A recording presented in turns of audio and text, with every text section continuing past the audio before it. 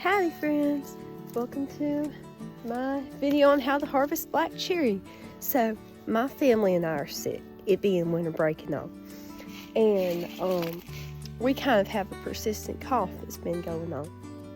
You can actually use black cherry trees to make, you can use the inner bark of the branches to make a real good cough syrup that's good for when you have a persistent dry hacking cough that's not very productive. Hey Max, hey boy.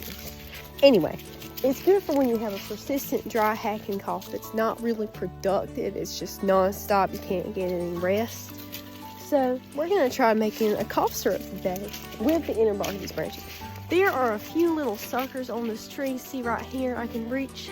You never want to take inner bark from the trunk directly unless the tree is actually cut down or something. And you want to make sure that the bark does not get wilted. It contains some precursors to cyanide that can be kind of toxic. You want to either use the bark when it's fresh or when it's dry, but not in between. You don't want to let it wilt. So, I have with me, where did I put it? Somewhere down here, I have a limb saw, which I seem to have misplaced at the moment. Leave out of the way. Where did I put that thing? Oh, here we go. Hey, Minnie. I have with me my brother's limb saw. Gonna use it to chop a branch. Lock it in place. There we go. Alright. Y'all see this branch up here? I'm going to cut it at the trunk and remove the bark from it, and then I'm going to use it to make the syrup.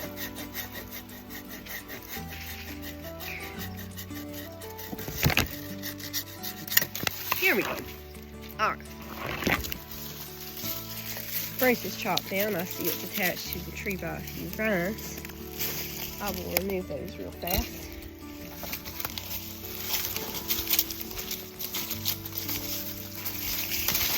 There we go. Okay, big old cherry tree branch.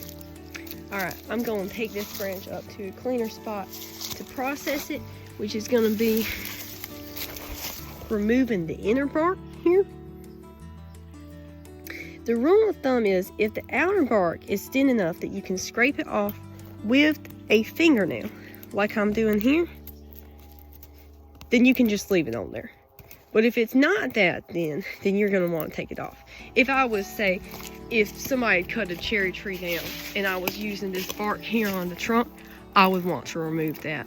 Because this is thin enough that I can scrape it with a fingernail, it's probably just fine to leave it on there. Alright, time to head to the house. One thing I realized I did not cover in the intro to this video was actually how to identify a wild cherry tree. So let's see if we can remedy that. So wild cherry trees are actually not super hard to identify. It's already dusk, so I'm afraid you can't see much of this one. But they are really, your closest lookalike to a wild cherry tree is probably going to be a birch tree. We actually don't have these in my area. We're too far south. So I don't really have one to compare them to. They're kind of good sized trees, although they can also be a little bit smaller. They typically have, they tend to be kind of diseased. This one, if you can see the base of it, I'll take another video with the flash on. As you can see, this one actually has some diseased portions down here lower on the trunk. Most of the time you'll see there's a canker that's very common to black cherry trees. It's called black knot. It looks like a big old bump, a kind of a discombobulated area on the branch. It's all swollen and misshapen and stuff. So that's pretty common on black cherry trees. The bark, and this is why they resemble birches kind of. The bark is kind of papery. On young trees and on branches, it's usually a reddish brown, although this one kind of looks more gray-like, I'd say. The leaves usually got some sort of little fungal thing going on. These are just, this tree is at the end of its season and these leaves are trying to come off. You can see they have very finely serrated outlines. They're not very thick. They're very thin. If you see when the wind blows, they really kind of tremble. Their petioles are a bit reddish. And I don't know if you can see that terminal bud there on the end of this swing. See if I can get it come into focus for you. So you can see it's kind of reddish green right now. You can see the little bumps along the twig where leaves once were. They are alternate length. Not really much else to tell you about the leaves. Very thin. Usually got diseases growing on them. The tree bark usually has lichens growing on it as well. They kind of have a little like birches. Sometimes you can see these V-shaped marks where branches come out at. Right here and here again. Your surest method to identify a black cherry tree, however, is that in the spring they have little racemes, which are little clusters of white flowers, little white flowers that grow on. Black cherry and choke cherry both have those, as far as I know. And by the way, you can use either black cherry or choke cherry for this syrup recipe. They're both prunus species and both cherries. So yeah, anyway, in spring they have the flowers, but then in the summer they have small cherry fruits. These are not cultivated cherries. If you taste them, they don't taste as sweet as the cultivated cherry, and they're nowhere near as big. They're very small, but the birds do like to eat them. And you'll see them covering the ground around the trees in summertime. So yeah, that's a little on how to identify your black cherry tree. I'm sorry I don't have a better specimen than this.